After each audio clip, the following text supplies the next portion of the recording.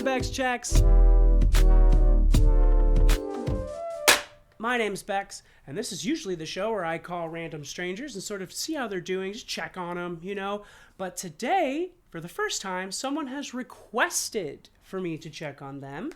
Yesterday, somebody tried to call in outside of the stream when I was already done, and so I texted them back and asked if they wanted me to check on them, and they said yes.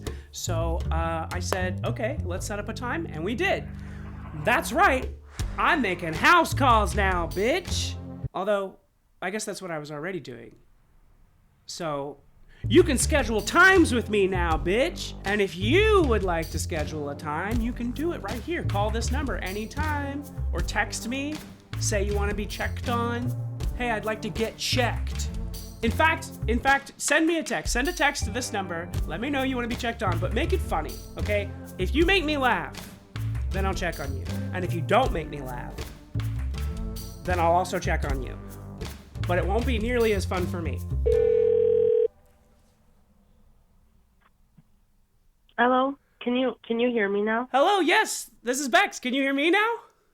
Oh my gosh, yeah, I'm so sorry. My phone acts so stupid sometimes. No, it's not you. It's actually definitely my rig, and I think I just solved it. But, hello! It's me, Bex. I'm calling you to check on you. What's your name? I'm not gonna give my name. Sure. What do you want to... My name is Fart. That's what my... Fart? You want to be called Fart? Yeah. You got it. No questions. So Fart, I guess the first question that I would have, besides how are you, it would be, why did you want me to check on you? I just feel like I need more motivation to get off my ass and do something, because I'm actually struggling with a job, like finding jobs right now. Oh, yeah. What kind of job are you looking for, or do you not care? It doesn't matter. I actually just graduated, so like literally anything. You graduated high school or college? Yeah. Oh. I graduated high school. Oh man, that sucks. That's like the worst time to be looking for a job, because everyone's putting all this pressure on you to like be an adult now. And sorry to interrupt, but I already live on my own, kind of. Like, I live with my boyfriend. Okay. How long has that been going?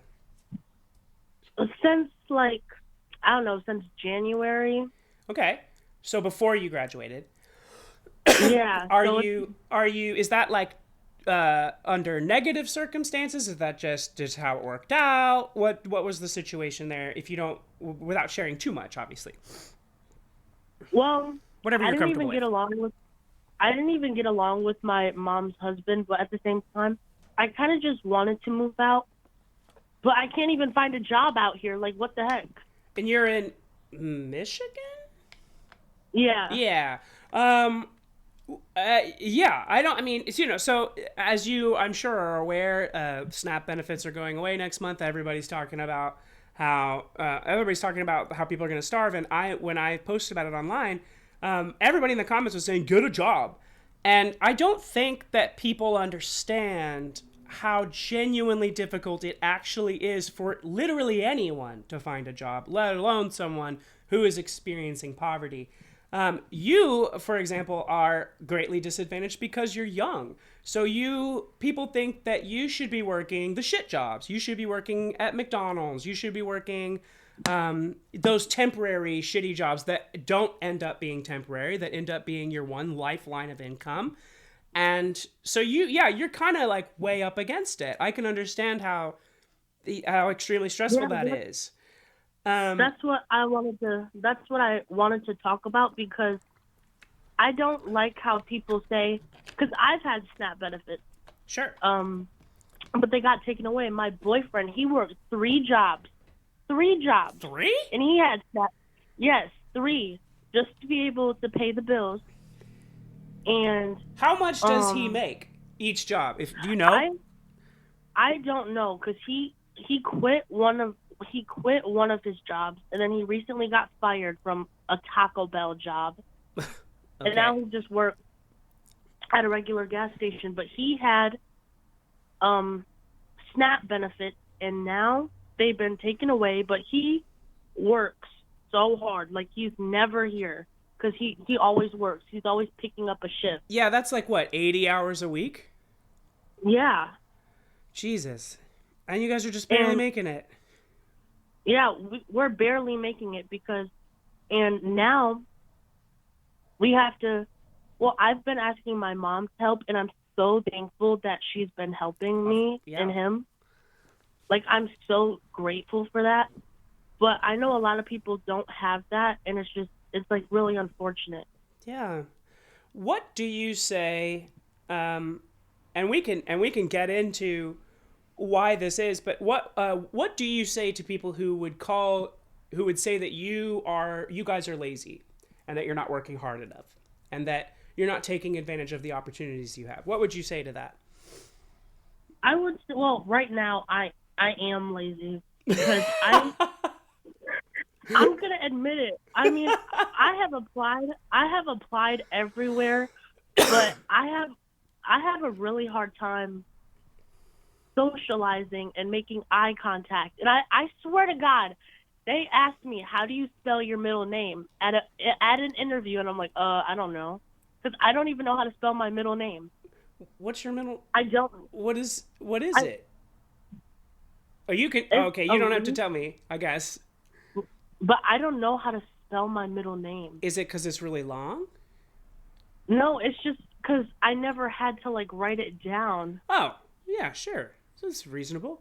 Do you have any skills? Is there any sort of anything you were like a natural skill you were born with that you figured out? Or is there special interest that you know a lot about? I know I could, I actually don't know. I just want to get like a regular job. I can't work at a cash register.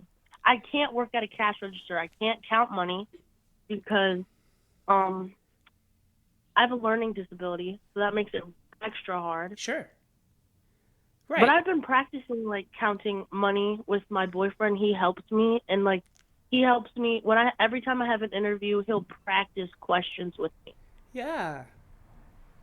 The eye contact thing, I can speak to that. I work at a theme park, and eye contact's a huge part of my job. And I, after the pandemic, realized I was struggling very severely with that, with making eye contact. And then when I got this job, it was shortly after, about a year after I transitioned. And so because I had transitioned, I was dealing with a lot of insecurity and a lot of hormones, and I kind of felt like a teenager again in a lot of ways. And I had even more problems making eye contact. I was very insecure. And these people, at the theme park, there's people from all over the world. I have no idea what these people are thinking about me as they look up at me, when they look up to see that I'm talking to them or that I'm answering their question. You can kind of tell when people are judging you. And that I was scared of that for a long time. I was very scared of like, what are they going to do to me? What are they going to say to me? And as a trans person, I can say that I have experienced so much vitriol and negativity thrust at me to that at this point, it no longer phases me. And I can say that the day-to-day, like, I force myself, I work. I have to go to work. So every day at work, I have to talk to people and I have to look them in the eye. And I just got better at it by pushing through it. I got better by just pushing through and just focusing on I'm going to look at them. And what sucks about it, I'm going to tell you this part, it sucks at first that if you start working on this, and I realize that you might be in a situation, you might be in a different situation, you might have a completely different brain than I do. You might have a completely different set of problems that you are dealing with. And so I don't want to invalidate you. I'm not trying to preach at you. I'm just giving you my experience. That if you try to push through the eye contact thing, what's going to happen is that you're not going to hear anything anyone says. You're just going to be staring at them. And that's going to suck for a little bit. But I promise if you push through that and get through those awkward interactions, people are going to be annoyed with you. And then eventually you'll just remember to look at them. It'll become instinct. And then what you can start doing is focusing, look at them when they're saying something that you want to hear, right? You don't have to look at them when they're not saying something you don't want to hear. And what I've learned as an actor, I learned how to slip in reasonable reasons that I might look around. So I might be thinking, they ask me a question, I need to look down or I need to look up so I can think about it. If they ask me a question where something is, I might look around, physically look around. When you can fake, you can fake looking away at people as just thinking. And then they think, oh, they're still paying attention. And you are still paying attention. You're still listening. You just can't look at them because it is wildly uncomfortable to do so. And then eventually that agoraphobia that you're likely dealing with, do you know what that means? That means you're scared of people and interactions. That will eventually, you'll be able to work through it, and it will still suck, and you'll still want to go home after a long shift and just fucking go nonverbal, but you can get through your shift. And I just want to say, like, I'm telling you this not to say, oh, you'll grow up, you'll figure it out. I'm saying that this sucks. This sucks that you and I have to deal with things. This sucks that you and I have to change very, very real aspects of ourselves to fit into a stupid box that some guy made that is established as professional, quote unquote. And then that is the standard that every single person is held at, even though not all of us can meet that standard. So don't beat yourself up. Do not beat yourself up. This is what I said, like, to my school counselor. She always kind of was like, why can't you look at me in the eye? I'm like, I can't make eye contact. It feels too intimate. I could tell this whole lady about my period and stuff like that, but making eye contact is forbidden. I don't know why my brain does that. I could tell this whole lady. When I started birth control, I was put on hall restrictions. They would not let me go to the bathroom at school. And I had my period for a month long, okay? Oh, my God. A month long. So I had to I would always be getting in trouble for going to the bathroom. So I told that lady, I'm going to rip off my pad and stick it on your desk. Leave me alone. Let me go I could tell her that.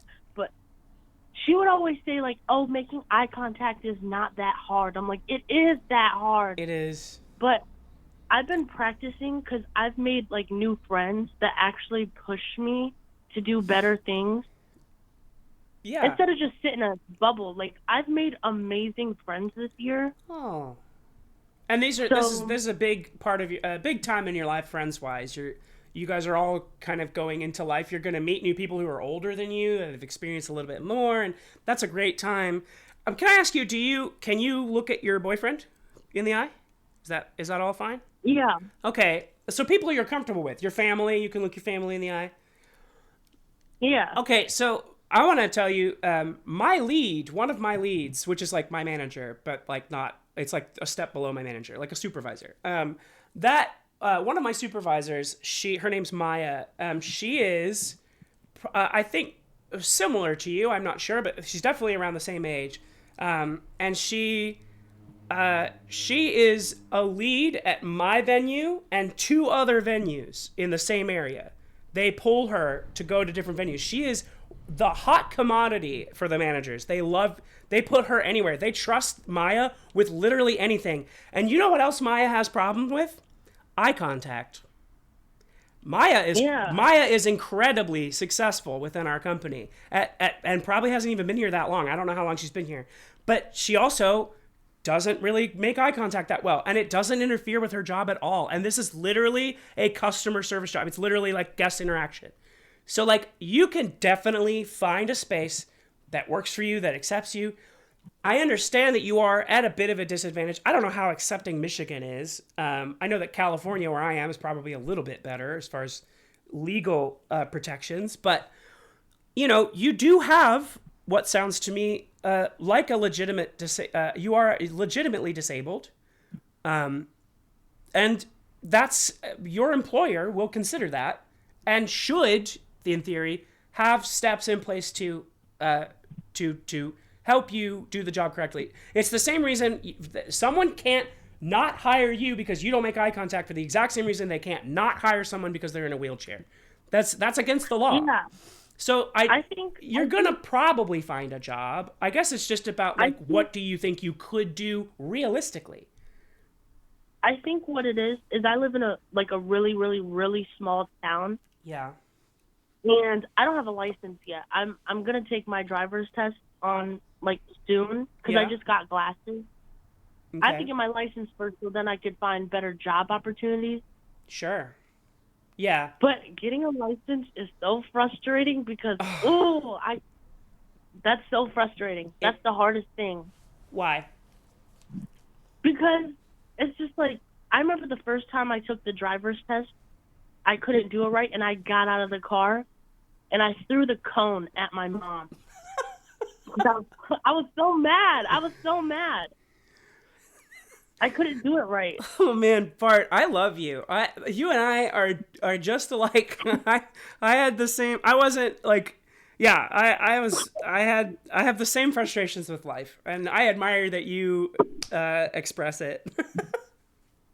No, I'm a very expressive person. Like if I don't like something, I don't care who it is. I'm always gonna say something. I don't know. Yeah, how come this old man who's being like really rude, he's a part of our friend group, and I don't know, he was just making jokes that weren't funny. Yeah. And then I said something, he goes, "You're extremely confrontational." I'm like, I don't care. I don't care. You're an old man. You're bald. People don't like well, I don't want to assume your gender. Was she, her? Yeah. Okay, so you're a woman, so people don't like women that are express anything besides docile happiness and giddiness. So that's one thing you have working against you. And secondly, people just like when they're inconvenienced and when they are called out, they have a gut instinct to sort of make it like, oh, you're the one who's the problem. Oh, like I know I said something shitty, but like you didn't have to call me out like that. And it's like, well, no, Yeah. I kind of did. And I don't owe you, like, especially in that particular situation, I would say, like, we're friends. We know each other well enough. Like, I don't believe that I owe you any kind of courtesy when you said something shitty. I'm going to tell you that because if I don't, you're going to say it to somebody else. And I need to catch you now. I need to catch this shit right here because I care about you enough to call you on it. Yeah. And like, that's and I don't even do it. I don't even do it in a rude way. I guess it's just my tone, I guess. Listen, oh my God, Fart. Dude, I had therapy this morning, and that was literally the fucking whole topic of the conversation. That she thinks I'm too aggressive. She thinks that I have a problem where I just dump a whole lot of wisdom at somebody. I dump a whole lot of truth at them. And even though I'm right, I'm not getting my point across because people's brains just turn off because I'm just throwing all this energy at them. And it's like so fucking it's so fucking infuriating. Like you're saying that everything I'm saying is right, but the only reason you're not getting it is because you didn't like the way I said it, and you're saying that's my fault? Like, how does that make any fucking sense? You just said I'm right, so you got the fact that I'm right, which means that however I said it shouldn't fucking matter.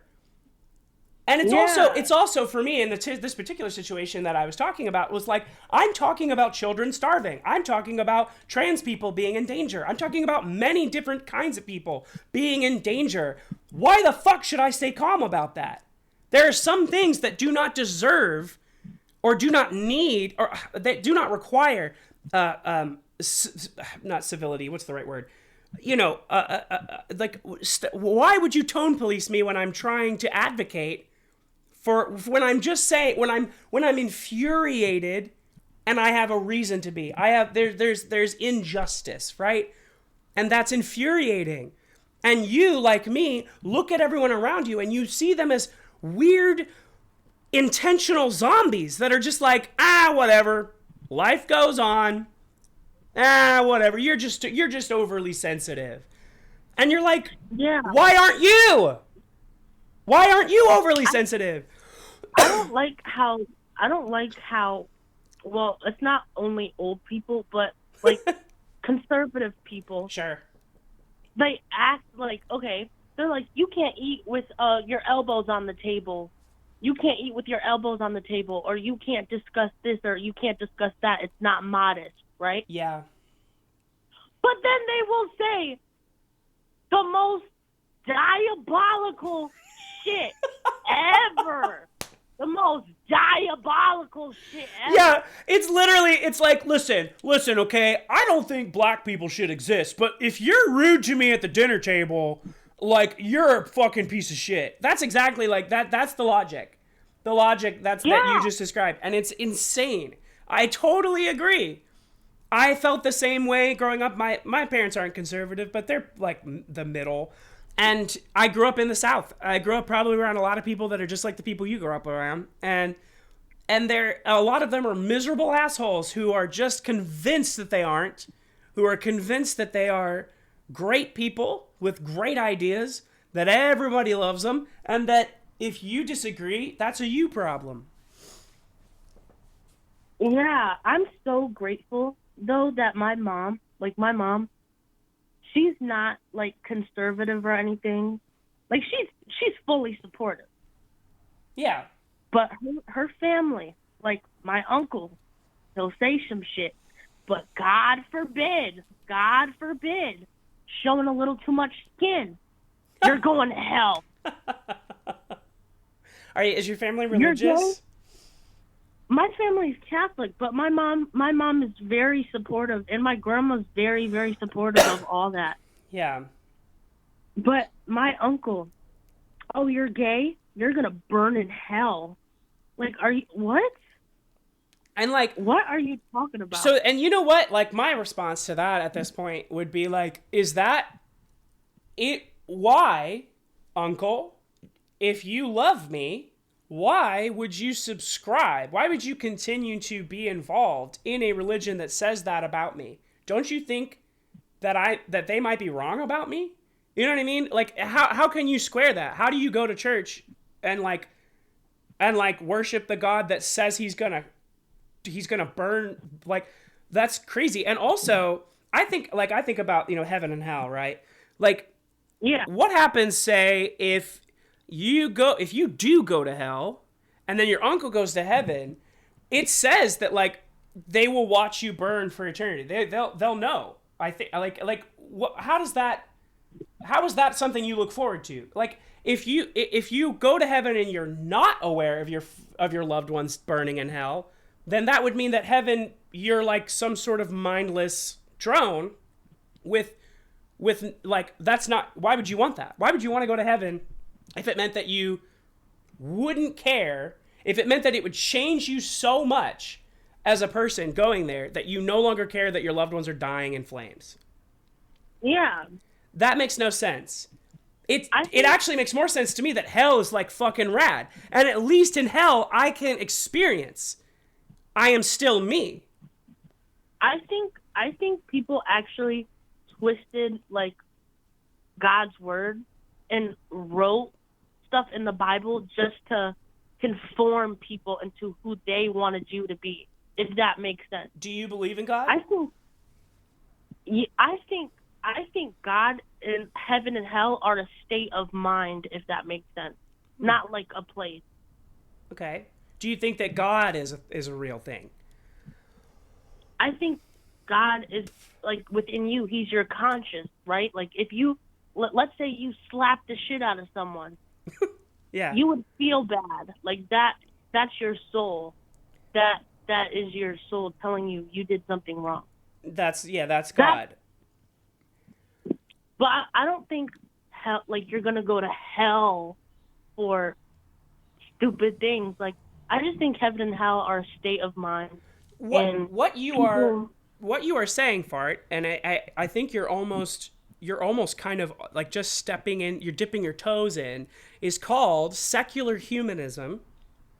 And what that is essentially that you basically believe that all humans themselves possess everything they need to be good people and to do good things.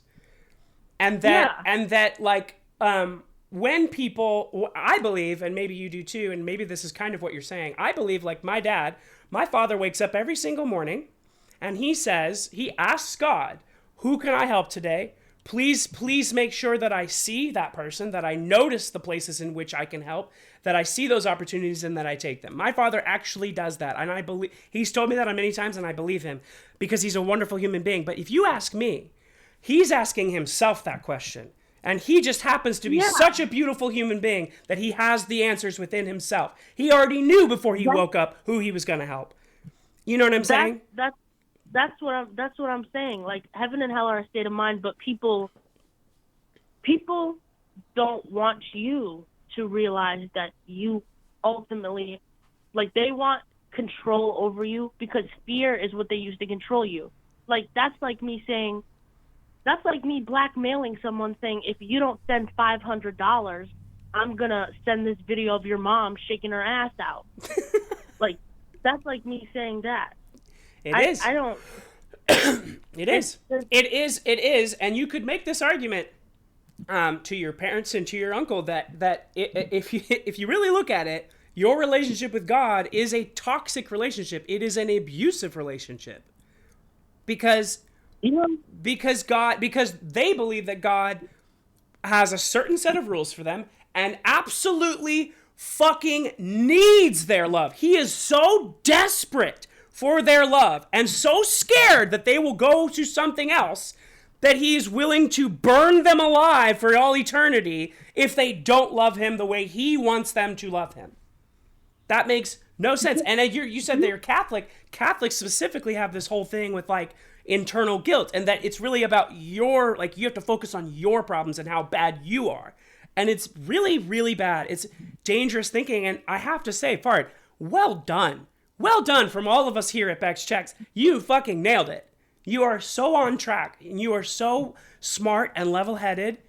And I know how many people in your life are telling you that you need to change things and that there are things about you that people don't like. And there are things that are not going to help you if you act this way or if you have those thoughts or if you talk like that. Please don't listen to them. Please hear me. Please hear me, Fart, when I tell you that you are so on the right track. You are blossoming into a beautiful adult, an incredibly smart and kind and empathetic adult who has good ideas and who has something to offer. Please remember that. Thank you. But do you want to know another thing that I think about people who are very religious? Sure. I'm not saying all, like, people who believe in God. What's the word for it? I'm not making fun of their faith or their religion at all. This is not what I'm doing. Yeah. I'm not saying all people who believe in that are, like, bad people, but a lot of narcissistic people or abusive people hide behind Bible scriptures. Right. And the Bible. Yes. I've met so many horrible people who will hide behind religion and act like they are all good people because they believe in God. Do you notice how when people go to church, they'll get all dressed up and fancy and act like their life is perfect? Oh, yeah. Uh-huh. That's what they'll do. Yeah. No, it's infuriating. It never, ever, I grew up in church, and it never, ever once made sense to me, not one single time did it ever make sense to me that we all change the way we dress when we go to church, when church is supposed to be the place that you come as you are. And not only that, but in my church, they got mad at you if you didn't take your hat off. Why does God give two shits if I'm wearing a hat? Why would he care? That's insane behavior. That's insane behavior. If I went to your house and you said, take your fucking hat off or my dad's going to burn you for eternity or my dad's going to kick you out of the house, you'd say, wow, your dad sounds like a lunatic. Why the hell is that a rule? It's absurd. And not only that, but the hat thing too, and the clothes thing, that's not based in the Bible. That's just based on Western ideals of like you said, of classism, of trying to dress up and look your best for the Lord. We made that up. God doesn't care about that if we're going based on what the Bible says. And I do just want to, Yeah. I do want to follow up what you said because of, I mean, I just spent like 5 minutes shitting on religious people. I also agree with you. I don't think that most theists, I don't think they're bad. I think that most people who believe in religion do it because they think it's going to help them. They do it because they're scared to death of everything around them and they need something. They need to know that someone, even someone fake, is looking out for them. And we have evidence of this because of Tumblr and all of the many ridiculous fandoms that have come out of that, like Snape wives. Have you heard of that? People Yeah. people thought they were married to actual Alan Rickman dressed as Snape because they were astral projecting into the Harry Potter universe. And they found legitimate, like, positive mental experiences. They found answers there. They found what they were looking for, and there's no reason why they can't do that as long as it's not being used to harm people. And that's where the problem that you have and that I have, that many people have with specific religions, specific Christianity, specifically like many, many big religions are used to hurt people on the daily. Every second of the day, someone is being harmed by a religious organization in one way or another. And that's bad. And that's just objectively bad. That is scary. But that's not saying there are not many people who just go to church and then live their lives and are basically just nice people. You know, whenever we talk about religious people, everyone's like, well, my mom, she's a good lady. My mom would never. Of course, we're not talking about your mom.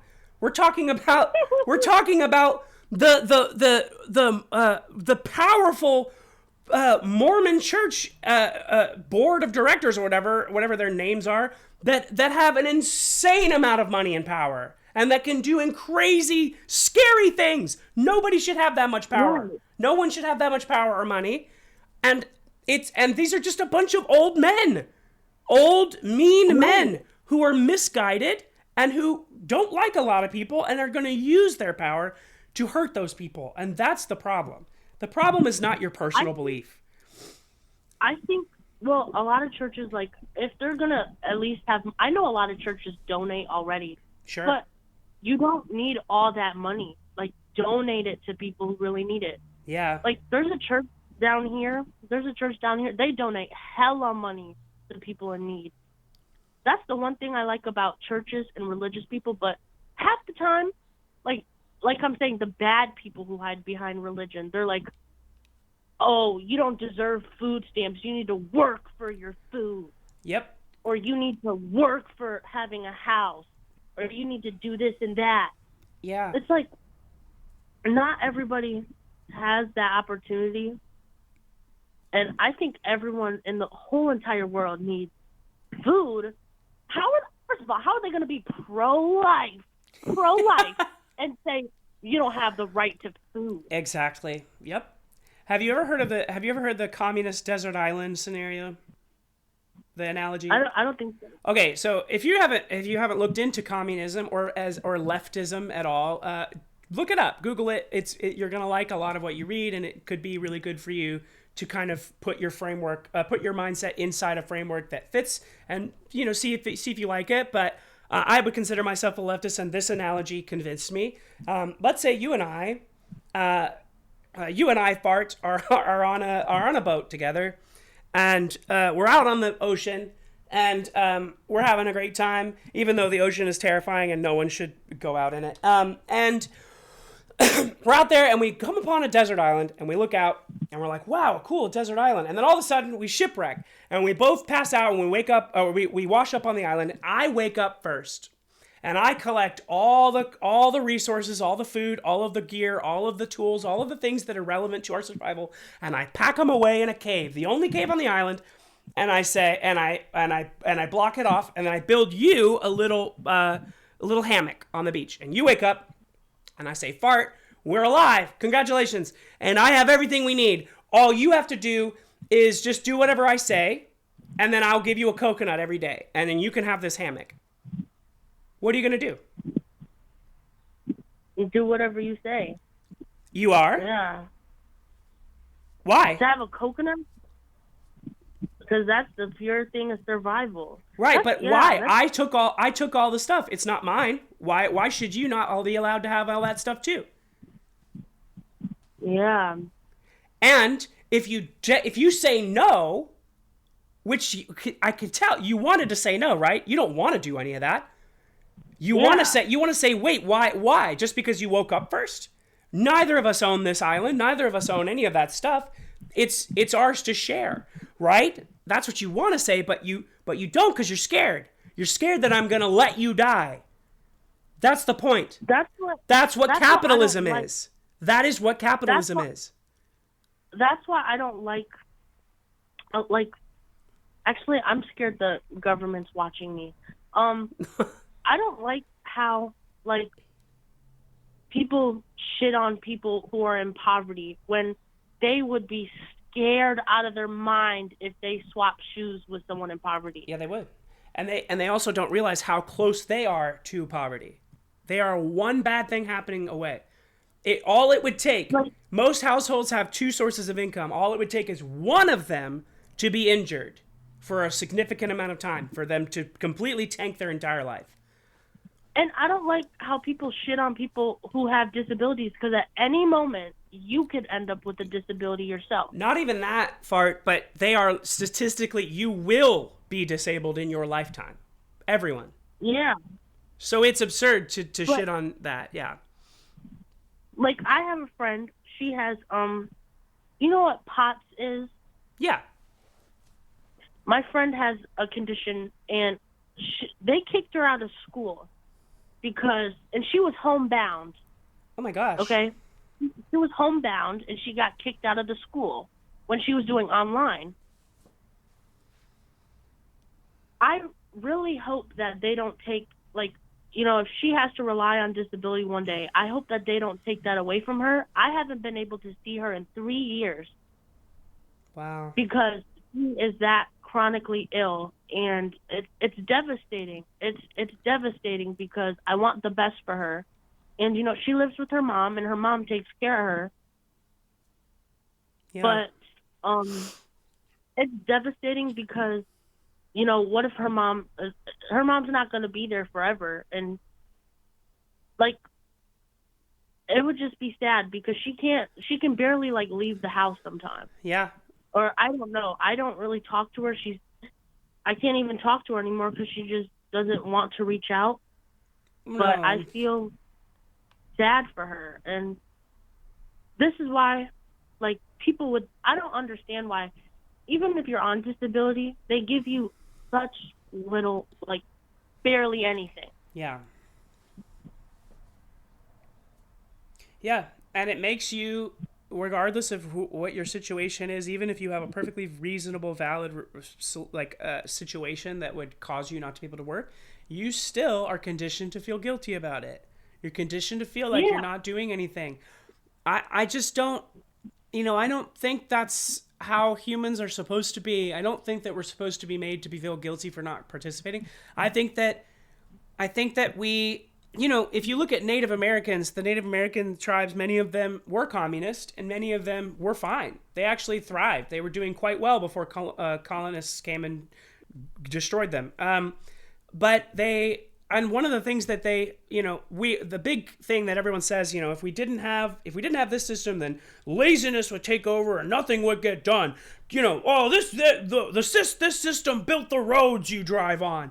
And you're like, right, but before all these roads were here, people maintained the land because they wanted to, because they knew that they had to survive. They wanted to help their fellow man. They wanted to participate in society because it was the right thing to do, and because they just didn't foster selfishness the way that our society does. So none of us should be made to feel bad for not being ruggedly selfish and individualistic when it could just be so much easier. And I don't know if you know this, but poverty is systemic in the sense that poverty is completely engineered. There is more than enough food. There is more than enough shelter. We just gatekeep it because people don't possess the right amount of green paper to get it. Yeah, it's stupid. It's so stupid. like how you said people shouldn't be made to feel good. I feel really, the people have been making me feel guilty recently because I'm really struggling to find a job, you know, and it's not my fault. I live in a small shitty town, Yep. and I don't have a license, and I could have gotten a job at this one place actually, but I would have to walk home at night past these people who are not that safe. Right.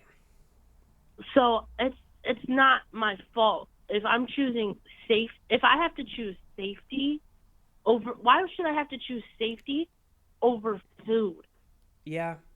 or money or stuff like that? Why should I have to choose my safety over my over anything? Yeah. Because I can't even go on a walk by myself in the daytime without people getting out of their cars and yelling at me. Really? Sometimes, yeah. Sometimes. Are you like conventionally attractive? Is that like No, I'm conventionally well, to people here, I'm plus size. okay? I'm not saying I'm unattractive, but I'm plus size, and people are gonna say a lot of things to you like, "Oh, you fat bitch." Really? I People I don't say know. that? That's fucked up. What the fuck? That's Yeah, so they stupid. do say that, but That's ridiculous. it doesn't bother me because it's like dumb little high schoolers. Yeah. But there's some people here that I don't know, and there's also grown men here. Like what I said, I could have walked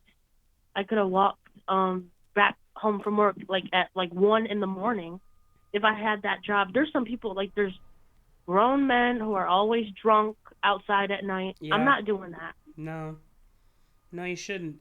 I've done that. I've done that a lot here. The theme park has late hours, and I take the metro. I don't have a car. And I take the metro everywhere, and thankfully I live in a city that has regular buses at a lot of odd hours, but they're not always safe. And for me, I stick out like a sore thumb. I look like a trans woman. So if somebody is on drugs or drunk or out of their mind and very angry at trans people and they see me, I get a lot of people yelling at me. I once was on a bus and a man yelled at me for 15 minutes, the entire bus ride, yelled at me from the back of the bus that I will never be a real woman. He just kept screaming it, just kept saying stuff like that. He did not stop, and I didn't even notice him until like halfway through. I heard him screaming, but I just assumed it was somebody else. And then I realized halfway through he was talking to me, and it was the most ridiculous thing I've ever seen in my life. Like, it's crazy. And so I feel for you on there, and that's a realistic problem, to have because I was going to say, the next thing I was going to say was the last 2 times that I desperately needed a job and could not find one, I got out, I left my house and walked to everywhere that is walking distance of my house and just walked in and said, "Hi, are you hiring?" And then I would find a job that way. And a lot of times the reason I got it was because I got them at the right time and they happened to appreciate that I asked in person and I just walked in and asked. You know what I mean? Yeah. But that might not be realistic, right? That may not work for you if it's not safe. And that's I think that's extremely valid. But you want to know what? You didn't deserve that on the bus. You didn't deserve that. No, I know. You do not deserve that. And you're a beautiful woman. You are a beautiful woman. Well, thank you. I think so. It's funny with the SNAP benefits posts that I've been doing. There's a lot of people calling me fat, and I've been screenshotting them to save them to kind of look back at them to see how many there are, because it's a pretty absurd statement to make about me, someone who is objectively not overweight. Like, maybe I'm a little chubby, but I am not fat. It's not like I'm offended by it. I'm just like, I'm confused where the logic is. Like, do you even like women? You know what I mean? Do these guys even like women if this is your standard? Or is it that I'm not a teenager? Is that what it is? Do you know what? Don't even worry about those people, because you know what? Being fat is a blessing, or chubby, or a little bit overweight is a blessing. It really is. I love being big. I love being big. I You're love not the being first big. person to tell me that. You're not. You're not the first big person in my life that has expressed that exact same sentiment. Why do you like being big? My whole life, I was made fun of for being big. I used to be really skinny, like until I was like 12, maybe. Sure. But I gained a lot of weight because, actually, this is gonna sound stupid as hell. I have half a lung, Oh. and I have like, cause I was adopted. My birth mom is a smoker. Oh my God, she does not stop smoking. I had pneumonia 6 times when I was younger, so I had to take steroids for my lungs Jesus. to be able to breathe. That made me gain a lot of weight. And I also grew up being the kid who was adopted.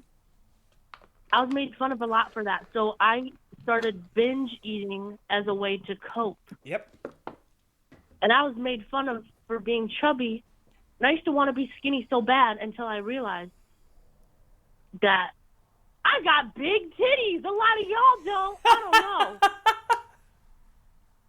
know. Yeah. Yeah. That's a good point. Yeah. I mean, I struggled with my weight for a long time. I used to be, when I moved out here, I was obsessed with losing weight because I wanted to look like the stereotypical actor. I wanted to get those roles, and you got to be pretty. And there are all these people telling you, all the celebrities will tell you, you got to have those abs, you got to look, you got to have that face, you got to maintain your figure, and it's part of the movie business, and it's toxic as fuck. It's absolutely horrible. I don't know if you watch Andor, the Star Wars show. The newest episode the newest season. The first episode opened with a girl who was plus sized for Star Wars. Usually, you know what I mean. And it was amazing. I saw her and I was like, oh my God, she's beautiful, and like she fits right in. There's, you know what I mean? It's not like she even like stands out. You know what I'm saying? And it's that representation is so important. And I've spent so much time over the last probably 5 years relearning how to love my body, how to appreciate what it is for where it is, and all those things. And to know that if I had starved myself like I so wanted to and just kept failing at, it probably would have not worked. There is such thing as starving yourself fat. There is such thing as people attempting to lose weight and your body just won't do it because it's too smart for that. There's just so many factors. I could have accidentally given myself a much worse problem, disorder. You know what I mean? And I am lucky that I came out of it without. I mean, I still have issues with food, I think, but I don't have an eating disorder, and I'm thankful for that. And I think that, I gotta say, Fart, you are unbelievably wise, and like everything I'm hearing you say. I mean, it just sounds like you're just an absolutely wonderful person, and I'm sorry that you are facing adversity in ways that are just absolutely needless, absolutely pointless. There are problems in your life that just could be avoided if people weren't pieces of shit. Thank you. But, I just realized that just because I'm not everybody else's standard, that doesn't mean that doesn't make me less of a person at all. At all. No, it doesn't. And, I met my biological mother, and she cut me off because I wasn't her standard of a person. I was too mentally ill. I had different opinions. And she thought I was absolutely insane. I don't care. What does that mean to me?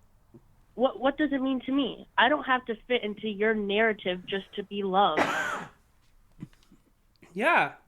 Fuck yeah. And, for a long time, I struggled with that. I have borderline personality disorder. I struggled so hard with that. I used to try to fit myself in a box because I didn't love myself. I needed other people to validate me. Oh yeah. Cause and I was afraid of abandonment. So when someone abandoned me, it was the end of the world. Yeah. But now I realize I don't need anyone else's approval because, like I said, I'm a very confrontational person. If I don't like something, I'm gonna tell you. And do I care about how it makes that person feel if they're really doing something wrong? No, not at all. Yeah. Because if someone called me on my bullshit, I think I'd be glad that, like, I'm open to new perspectives. Yeah. And I just realized that I have to be myself, and I have to navigate this world with, borderline personality disorder. But I don't have to change to not be abandoned by someone else. Yeah.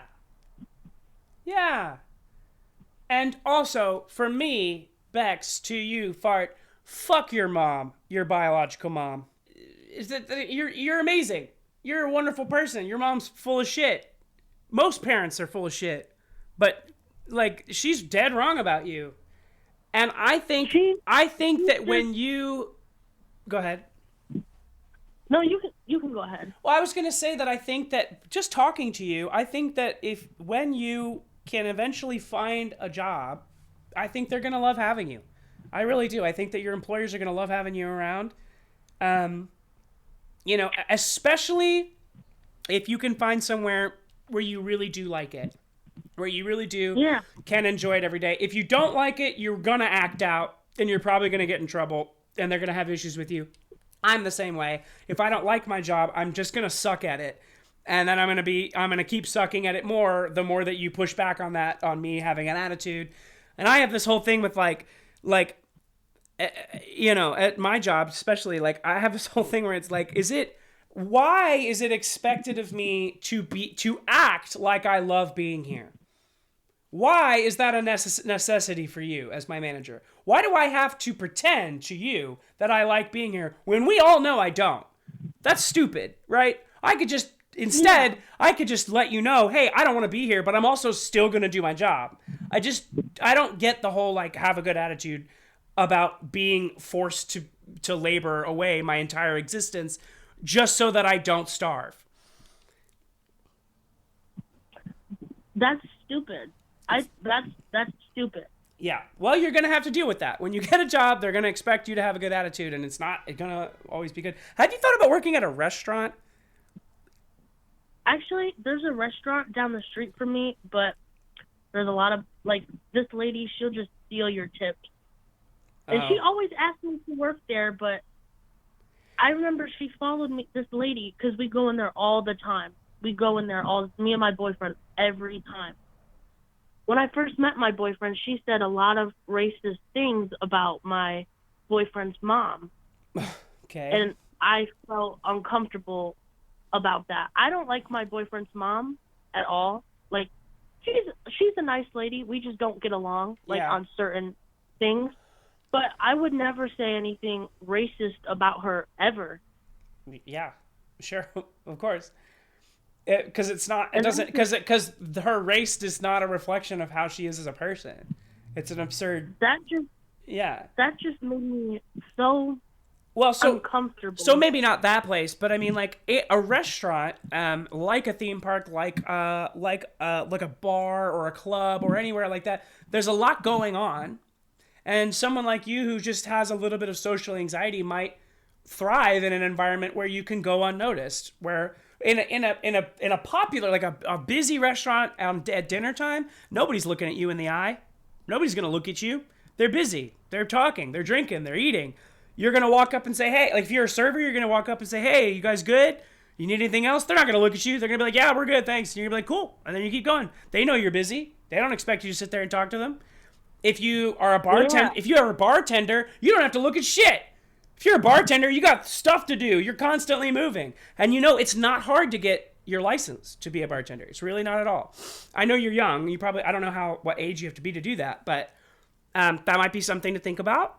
And I I think also think that like, yeah, not you would not thrive in retail or like you said a cashier job because what you need is like chaos to hide in. I don't think you would do well in a store where you have to wait around for one singular customer to come in and you have to talk to just them for like the next 30 minutes.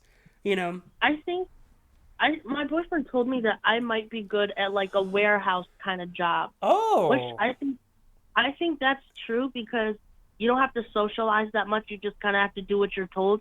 And Yeah. for me, I have to like everything is a routine. Like I have to like all I have to do is follow instructions. That's so easy for like that's so easy. Like I just have to tape up the boxes or Yeah. put them on a machine thing. That's Um all I got to do. but listen to me, fart. Do not work at an Amazon warehouse. They will work you until you die. I'm there. It's not a good place to work. If you're gonna work at a warehouse, find like a local one.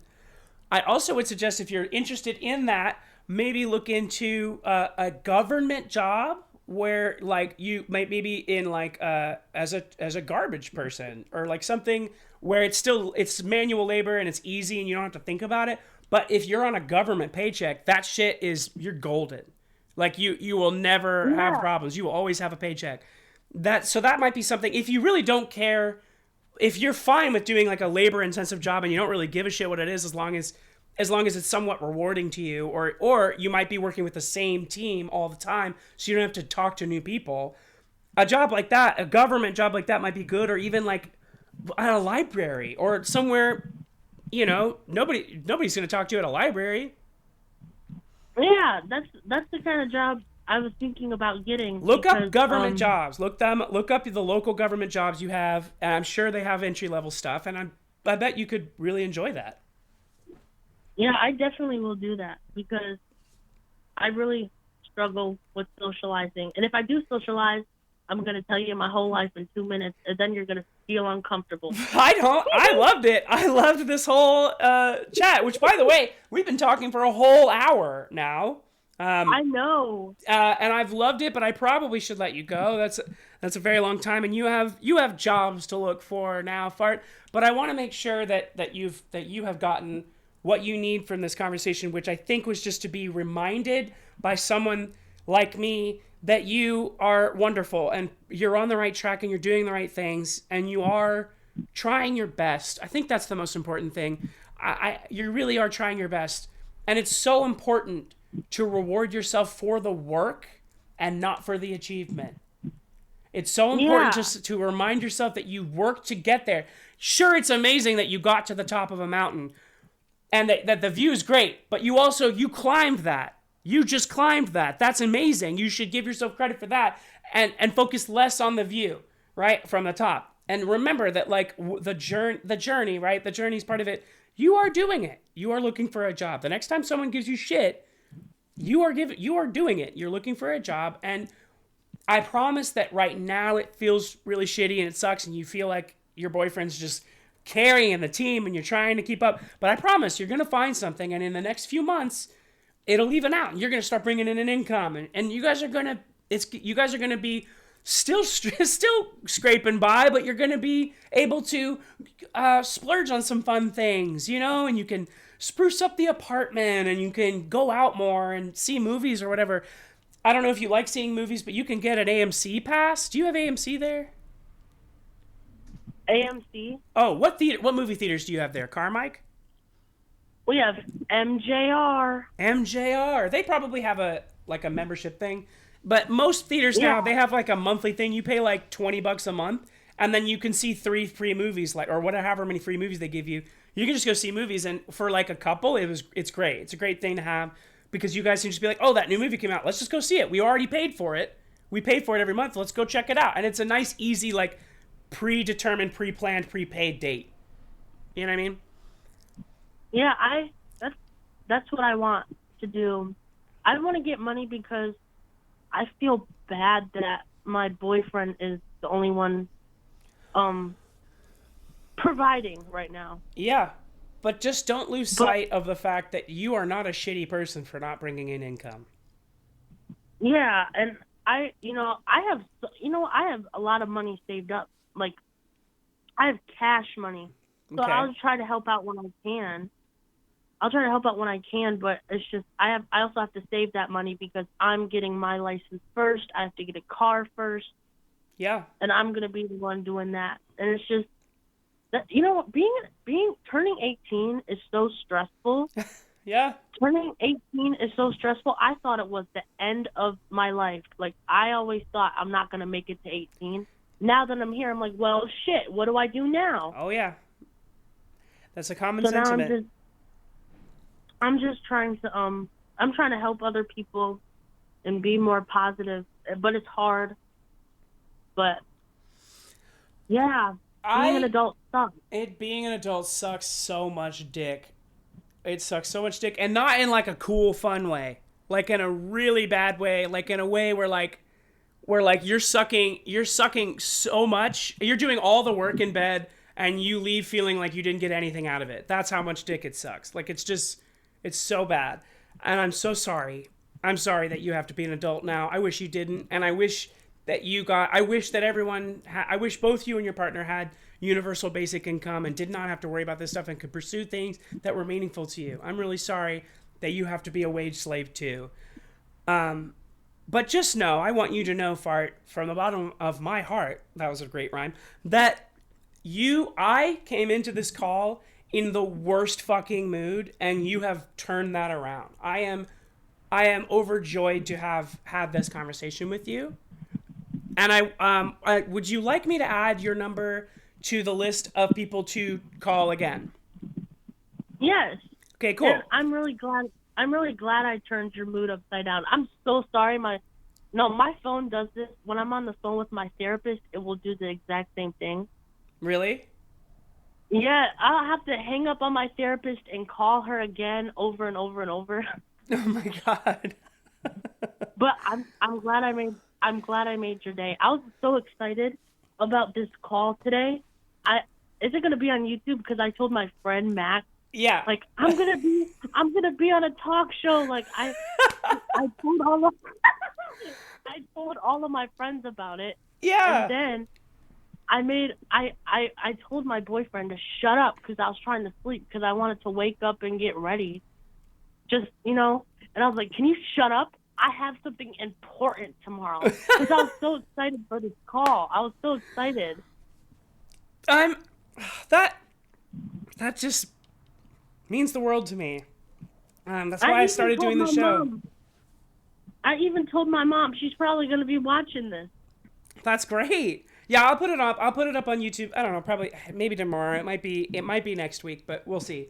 And if you know anybody that needs to be checked on, you can give them the number, tell them to text me, and we'll set something up. But otherwise, Fart, is there anything else that you'd like to leave the viewers with today? I don't think so. But I just want you to know that you're a beautiful woman, and don't let anyone tell you otherwise. Because people are shitty, but that doesn't take away your value. Thank you. Same to you. Fart, you have a good one. You too. Bye-bye. Bye.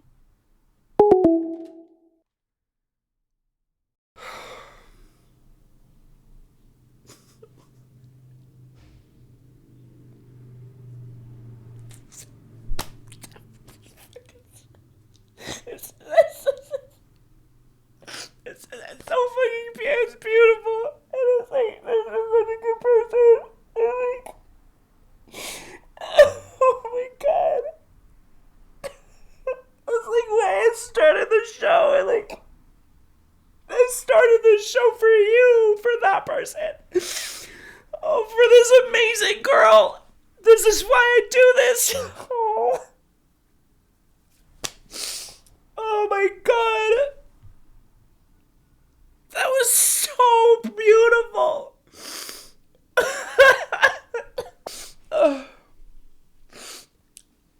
Oh my God. That's like, I don't know what to say. I have to do an outro. That was so good.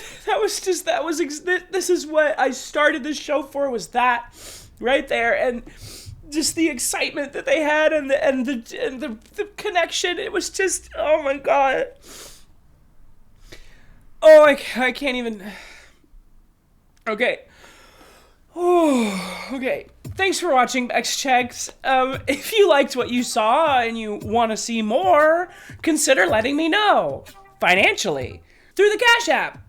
And in the interest of full transparency, if you send me money through this show on the next episode, I will tell you exactly what I spent it on. That seems fair, right? I think so. And also, remember, if you would like me to check on you, send a text to this number and we'll set something up and I'll call you and we can have a beautiful conversation just like that one.